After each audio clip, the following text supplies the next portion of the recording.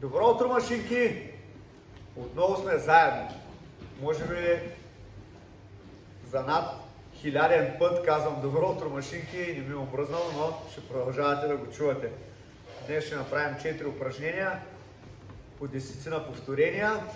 Ще ви харесат със сигурност, защото не сме ги правили. И естествено, ако имате нужда, може да не правите по 10, а може да правите по 20 или по 30 повторения. Би ви посъветвал 4 упражнения, аз ще ги направя по 10, вие да направите по 25 повторения от всяко. В този начин общия сбор ще стане 100 и ще си направите една много готина тренировка. Така, с това съм говорил, започвам директно с упражненията. Ръцете идват на торбата, правя това 1, 2, 3, 4, 5, 6, 7, 8, сигурен бях, че 10 са много повторения, 9, 10. Това беше първото упражнение. Сега към него ще добавя вече в най-долната част една лицева опора. Айде, готови? Ръцете на торбата, краката назад и лицева опора. 1, изправя. 2, 3, 4, 5, 6,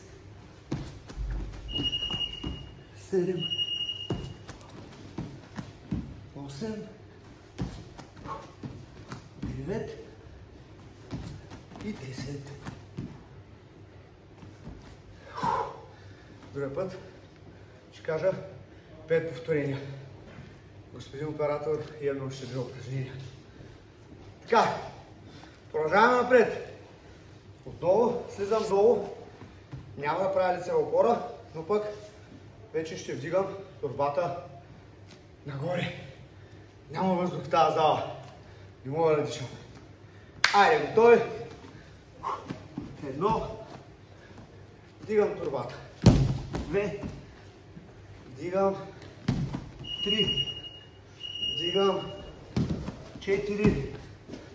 Вдигам. 5. Вдигам. 6. 7. 8,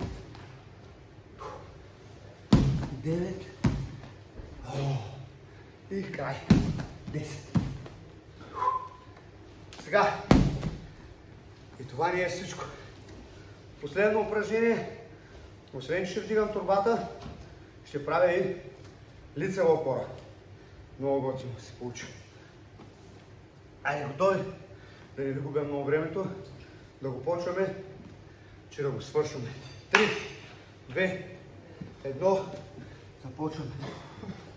Краката назад, лицева опора и вдигам горе. 1, 2, 3, 4, на средата сме, 5, 6, 7, добре, че не взмах най-тежката торба. 8, 9 и последно 10.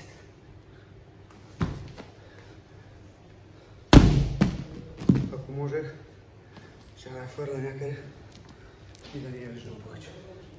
Това е, машинки. Поизморих се повече, но това е защото ми е четвърта тренировка.